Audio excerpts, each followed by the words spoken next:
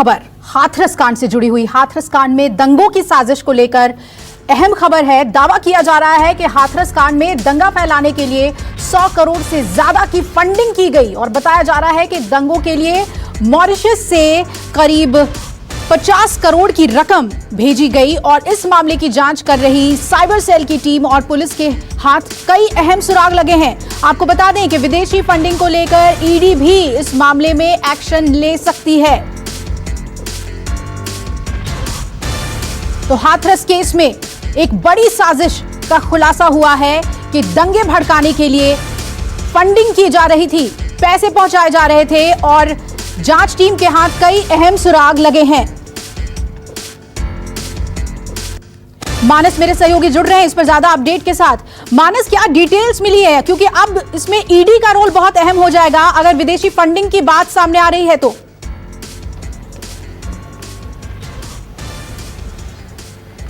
देखिए, ईडी इस मामले में पहले से ही जांच कर रहा था। जब इस बात का खुलासा न्यूज़ 24 ने किया था कि एक वेबसाइट बना करके हाथरस की घटना को लेकर के उत्तर प्रदेश में जातीय हिंसा फैलाने की कोशिश की जा रही है, और उस वक्त भी ये नाम आया था कि कुछ ऐसे संगठन हैं जिनको फंडिंग की जा रही है। ये फंडिंग कहां से हो रही है इसकी पड़ताल चल रही थी, लेकिन जैसे ही इस बात की जानकारी मिली कि इसमें विदेशों से भी फंडिंग हुई है, उसके बाद से ही ईडी ने इस पूरे मामले में जांच पड़ताल शुरू कर दी थी। ये बात अलग है कि अभी तक ईडी ने कोई मुकदमा इसमें दर्ज नहीं किया है, लेकिन चूंकि साइबर सेल की जांच में और पुलिस की जांच में जब इस बात का खुलासा हो गया है कि इस पूरे मामले में करीब 100 करोड़ रुपए की फंडिंग की गई, जिसमें से 50 करोड़ की फंडिंग मॉरिशस से की गई है, तो निश्चित तौर पर बहुत जल्द इसमें ईडी एक मुकदमा अलग से दर्ज करेगा, क्योंकि जो मामला पहले से दर्ज है उसमें इन्वेस्टिगेशन चल रहा है। एक मामला लखनऊ के हजरतगंज कोतवाली के साइबर सेल में दर्ज है, वहां पर जांच शुरू हुई थी। पहला मुकदमा वहीं पर दर्ज हुआ था। जब उसमें कुछ डिटेल और आगे बढ़ी और कुछ जांच में कुछ अहम सुराग आए, तो उसके अगले दिन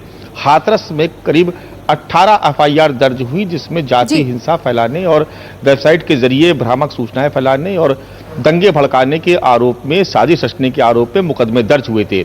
यहीं से ये सिलसिला शुरू हुआ और इसी के बाद से जब जांच आगे बढ़ी तब उसमें यह पाया गया कि इसमें विदेशों से भी फंडिंग की गई, और उसकी खबर मिलते ही, जांच में तथ्य उजागर होते ही ईडी ने इस पूरे मामले में जांच पड़ताल शुरू की। आज जो हमने खबर ब्रेक की है, आज जो सबसे पहले न्यूज़ 24 ने खुलासा किया वो ये है कि करीब 100 करोड़ रुपए की फंडिंग की गई है। का एक खास संगठन है उसको ये फंडिंग की गई है, जिसके कुछ लोगों को कल 4 लोगों को हिरासत में लिया गया था।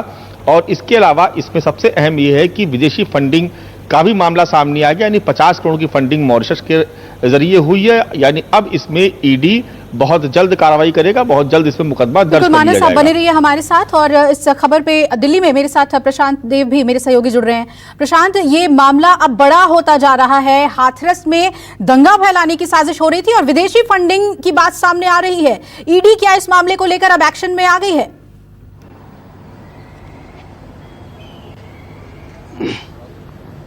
देखिए, मैं आपको बताऊं कि केंद्र सरकार की तरफ से और गृह मंत्रालय की तरफ से एक विशेष निर्देश के बाद ईडी पिक्चर में आई है।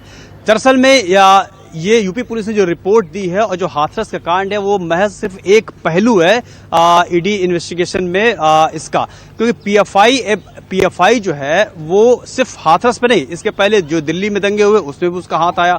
बेंगलोर में जो दंगे हुए जिसमें कि एक पुलिस कोतवाली को आग लगा दी गई थी, एक कांग्रेस के एमएलए के यहाँ बहुत मारपीट हुई थी, बहुत दंगे हुए थे, पूरे बेंगलोर शहर को तहस नहस करने की कोशिश की गई थी, उसमें भी पीएफआई का हाथ था। यानी कि ये पीएफआई ऐसा क्या करता है कि जब भी कहीं देश में गड़बड़ी फैलानी हो उसमें पीएफआई 24 घंटे के अंदर, 48 घंटे के अंदर इतनी तेज चीजों को चैनलाइज कर लेता है। तो आखिर ये सिस्टम इसका कैसे चलता है, इस पे फोकस होगा। और जाहिर सी बात है कि सभी एजेंसियों को ये मानना है कि बड़े पैमाने पर फंडिंग हो रही है। तो पीएफआई को जो फंड आ रहा है, पहला सवाल ये है कि पीएफआई को फंड कहां से आ रहा है, किस तरीके से आ रहा है और किस काम के लिए आ रहा है, वो जांच होगी। उसके बाद जांच इस बात की होगी कि ये पैसा क्या दंगों के लिए इस्तेमाल हो रहा है, जो कि जांच एजेंसियों को शक है, चाहे वो बेंगलोर हो, चाहे वो दिल्ली हो या फिर हाथरस हो।